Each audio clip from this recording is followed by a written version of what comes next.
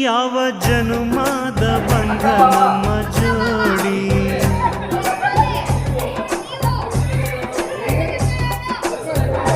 ನಾನು ನಿನ್ನ ನನ್ನ ಜೀವನಾಡಿ.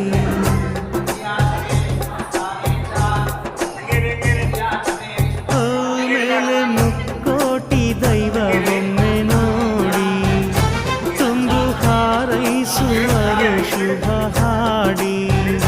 ಕಣ್ಣ ಮುಂದೆ ಸೌಭಾಗ್ಯ ಅಂದ್ರೆ ನೀನೆ, ಪ್ರೀತಿಧಾರೆ ದೇವತೆ ನಂಗೆ ನೀನೆ.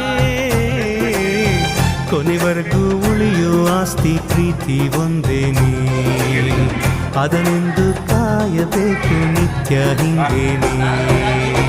ಲಾಲಿಸುವ